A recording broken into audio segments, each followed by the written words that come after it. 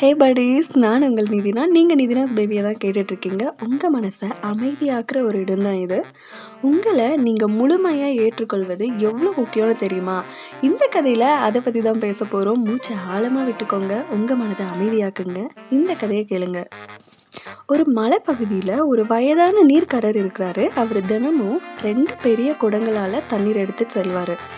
இந்த 2 குடங்களும் ஒரு நீண்ட கயிற்றால் கட்டப்பட்டு அவரோட தோல்ல தொங்கிட்டு இருக்கும்.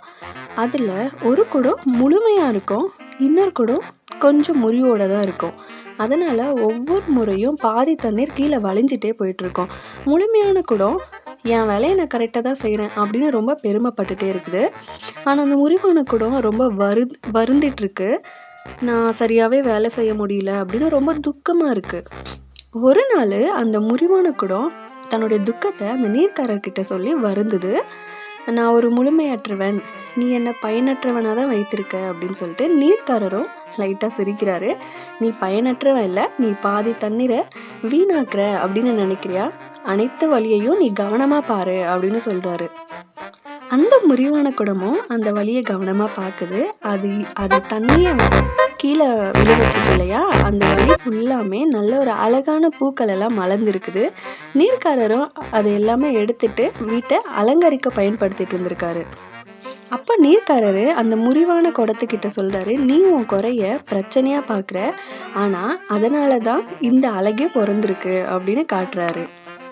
அந்த முறிவான குடம் லாஸ்ட்ல ரொம்ப மகிழ்ச்சி அடையுது. அதை போல தான் நாமளும் தோற்றம், குறை, அனுபவம் எல்லாமே எதற்கோ தேவையானது. நம்மள போல இருக்கிறதே அழகுதாங்க. இந்த கதையை கேட்டு உங்களுடைய சின்ன சின்ன குறைகளை அன்போட ஏற்றுக்கொள்ளுங்க. நீங்க தான் உங்களுடைய சிறந்த தோழன். நல்ல விஷயங்களே நினைங்க. நம்ம பல நேரத்தில் என்ன குறை இருக்குதுன்ட்டு நம்ம அதிகம் அதையே நினைப்போம். ஆனால் இப்போ மாறாக ஒரு கேம் விளையாடலாம். கண்ணை நல்லா மூடிக்கோங்க. உங்கள் வாழ்க்கையில் நடந்த 3 நல்ல விஷயங்களை நினச்சிக்கோங்க. அது நீங்கள் பண்ண ஒரு சாதனையாக இருக்கலாம், இல்லைன்னா ஒரு நல்ல பழக்கமாக இருக்கலாம், இல்லைன்னா உங்களை மகிழ்ச்சியாக வைத்திருந்த அந்த ஒரு சிறிய இன்சிடெண்ட்டாக கூட இருக்கலாம். இது உங்கள் மனசை நேர்மறையாக மாற்றும். மறக்காமல் சொல்லுங்கள் உங்கள் 3 அந்த சிறப்பான விஷயங்கள் என்னென்னு.